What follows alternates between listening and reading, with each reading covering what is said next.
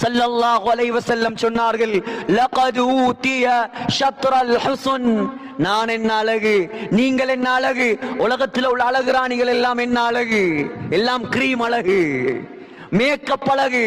Makeup இல்லைன்னா காரி துப்பிடுவான் நடிக்கிறவங்கள.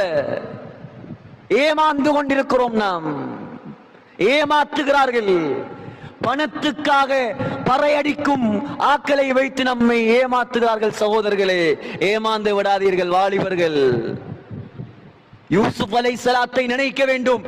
அழகான பெண்ணை நீங்கள் காணும் போது யூசுப் அலைஹிஸ்ஸலாத்தை பார்த்து முஹம்மது ஸல்லல்லாஹு அலைஹி வஸல்லம் சொன்னார்கள், லகத் ஊதிய ஷத்ரல் ஹுஸ்ன். அழகை அல்லாஹ் சரிபாதியாக பிரித்து யூசுப் அலைஹிஸ்ஸலாத்துக்கு மாத்திரம் கொடுத்திருந்தான். எப்படி இருக்கும் யோசிச்சு பாருங்க. அல்லாஹ் குர்ஆன்ல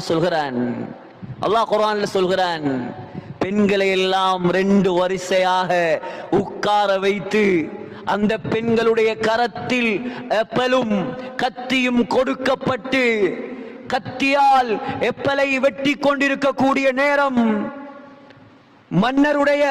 மந்திரியுடைய மனைவி சொன்னால் யூசுப் அலைஹிஸ்ஸலாத்தை பார்த்து, ஃபகாலத் உக்ருஜ் அலைஹின்ன, நடுவால போங்க, இந்த 2 கூட்டத்துக்கும் நடுவால போங்க. யூசுப் அலைஹிஸ்ஸலாம் தலையை குனிந்து கொண்டு போனார்கள். கத்தியில் பழத்தை அறுத்து கொண்டிருந்த பெண்கள் அறுத்து கொண்டே யூசுப் அலைஹிஸ்ஸலாத்தை பார்த்தார்கள்.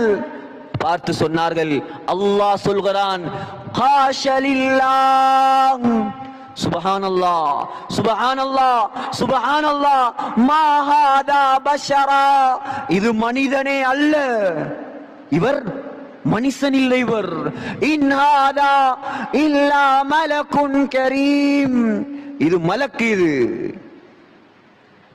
இது மலக்கு, மனிதன் அல்ல இது.